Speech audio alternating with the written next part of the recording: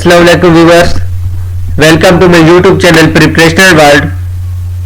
आज हम इस वीडियो में इंटेलिजेंस टेस्ट नंबर 10 सॉल्व करेंगे। इससे पहले हम इंटेलिजेंस पोर्शन के 9 टेस्ट सॉल्व कर चुके हैं।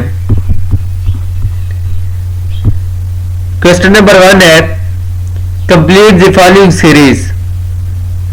हमें एक सीरीज गिवन है और कहा जाएगी कि इसको मुकम्मल करो। सीरीज में हमें गिवन है 100 2 99 3 और फिर फिल इन द ब्लैंक्स है। अगर देखो तो पहले उन्होंने 1 दे दिया है, यहां पर 2 दे दिया है, यहां पर 3, यहां से वो इंक्रीज कर रहे हैं, मतलब 1 2 फिर 3। लेकिन यहां देखें 100 फिर 99 और इधर 98, क्योंकि 100 के बाद 99 फिर उन्होंने 98 98 यहां पर आएगा, क्योंकि ये माइनस हो रहे हैं, तो हमारे पास करेक्ट आंसर आएगा 98। क्वेश्चन नंबर 2 है which does not belong to the list। हमें एक लिस्ट दी गई है और पूछा यह जा रहा है कि इनमें से कौन सा इस लिस्ट से ताल्लुक नहीं रखता। सबसे पहले स्पैरो, स्पैरो चिड़िया को कहते हैं। फिर है क्रो, क्रो के मानी कौवे के होते हैं। कैट, कैट का मानी बिल्ली। पैरेट तोता। स्पैरो, क्रो और पैरेट ये तो बर्ड्स हैं, परिंदों की लिस्ट में आते हैं। कैट जो है ये एनिमल की लिस्ट में आती है, जानवरों की, और करेक्ट ऑप्शन हमारे पास होगा कैट। क्वेश्चन नंबर 3 है what will come next in the following series. हमें एक सीरीज गिवन है और कहा गया है कि इनमें आगे क्या आएगा। सबसे पहले गिवन है 4, 2 को 2 के साथ मल्टीप्लाई कर दिया है और उसका आंसर आया है 4। फिर 3 को 3 के साथ मल्टीप्लाई किया है तो उसका आंसर आया है 9। फिर 4 को 4 के साथ मल्टीप्लाई किया है, उसका आंसर आया है 16। फिर 5 को 5 के साथ मल्टीप्लाई किया है तो उसका आंसर हमारे पास आया 25। फिर है 36, 6 को 6 के साथ मल्टीप्लाई किया है, हमारे पास आंसर आया 36। फिर उसके बाद 7 को 7 के साथ मल्टीप्लाई किया है, हमारे पास आंसर आया है 49। आगे फिल इन द ब्लैंक्स है, तो हमें अब पता चल गया है कि 2 से लेकर 7 तक आगे हमारे पास आगे 8 आना चाहिए। अगर 8 को हम 8 के साथ मल्टीप्लाई करें तो हमारे पास आंसर आएगा 64। 64 हमारे पास डेल्टा ऑप्शन में गिवन है, तो हमारे पास करेक्ट आंसर आना चाहिए 64। क्वेश्चन नंबर 4 है love is to cry as is to set.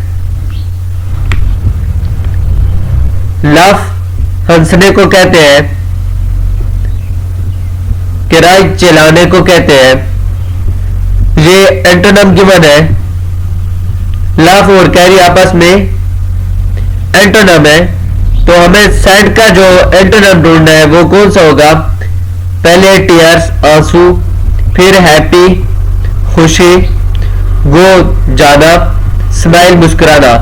Sad के मानी होते हैं गमी के और हैप्पी के मानी होती है खुशी के, तो हमारे पास करेक्ट ऑप्शन होगा बीटा, हैप्पी।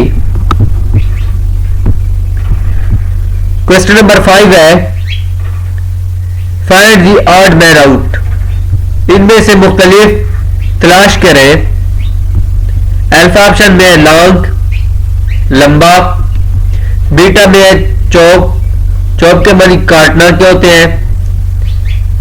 चार्ली ऑप्शन है काट, काट के मानी काटना के होते हैं। डेल्टा में है शेव, शेव के मानी मूडना या काटना के होते हैं। तो चॉप, काट और शेव इनके मानी काटना के हो गए, और लॉन्ग, लॉन्ग के मानी लंबा होता है। तो हमारे पास करेक्ट ऑप्शन होगा अल्फा लॉन्ग। क्वेश्चन नंबर 6 है a mare does not always have, एक फीमेल हॉर्स मेयर, जिसको हम अल्फाज में खच्चर भी बोलते हैं, mare does not have always, एक खच्चर हमेशा नहीं रखता टेल, दुम, टीट, टीट्स चाय को कहते हैं, कॉर्ड्स बच्चा, टीथ दांत। तो हमें पता है कि खच्चर जो होता है उसका कोई बच्चा नहीं होता, इसलिए चार्ली ऑप्शन कॉर्ड्स करेक्ट होगा। क्वेश्चन नंबर 7 है my mother is sister of your brother, मेरी माँ आपके भाई की बहन है। What relation I am to you, मेरा आपसे क्या रिश्ता या ताल्लुक होगा।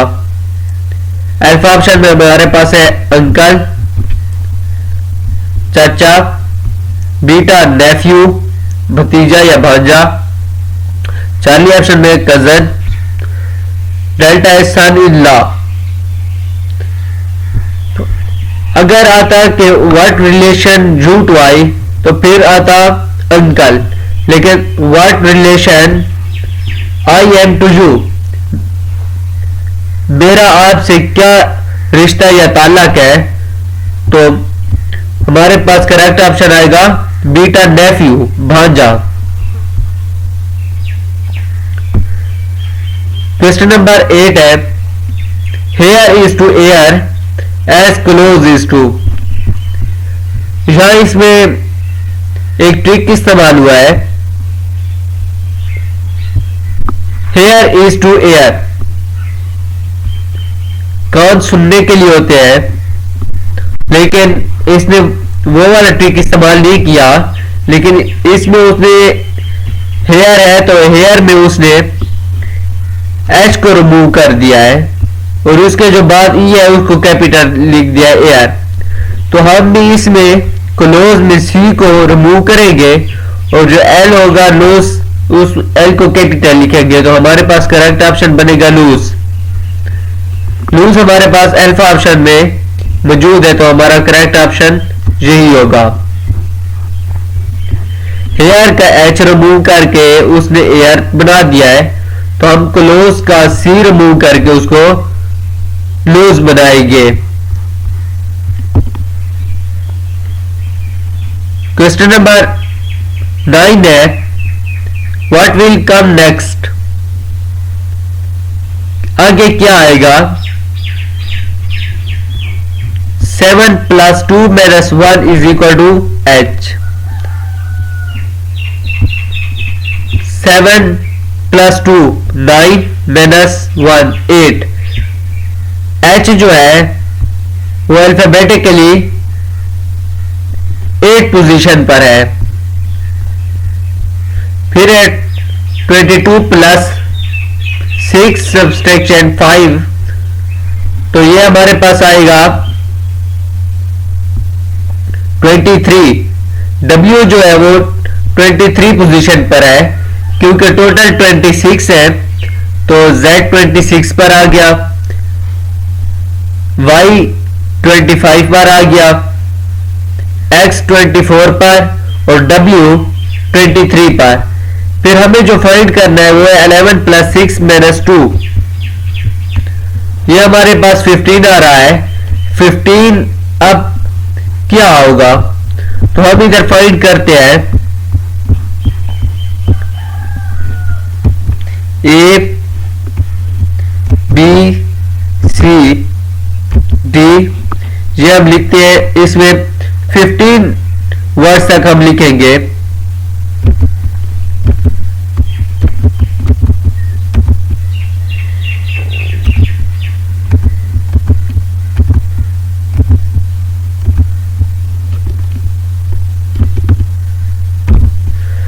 तो हमारे पास आ गया है 1 2 3 4 5 6 7 8 9 10 11 12 13 14 और 15 पर हमारे पास ओ आ रहा है। तो हमारे पास जो करेक्ट ऑप्शन होगा वो ओ होगा।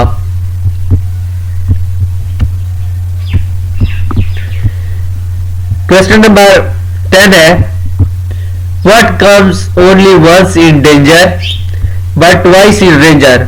वो क्या है जो डेंजर में सिर्फ एक दफा आता है और रेंजर में 2 दफा आता है। हम इनके स्पेलिंग को देखें, डी जो है वो डेंजर में 1 दफा आया है, रेंजर में बिल्कुल नहीं आया। ए जो है डेंजर में 1 दफा आया है, रेंजर में भी 1 दफा आया है। एन जो है वो डेंजर में 1 दफा आया है और रेंजर में भी 1 दफा आया है। जी जो है वो दोनों में 1 दफा आया है, ई भी दोनों में 1 दफा आया है, लेकिन आर डेंजर में 1 दफा आया है और रेंजर में 2 दफा आया है। तो हमारे पास करेक्ट ऑप्शन होगा Delta R, comes once in danger but twice in ranger।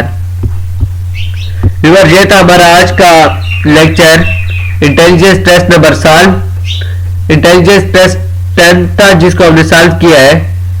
इसके बाद हम इंटेलिजेंस टेस्ट नंबर 11 स्टार्ट करेंगे।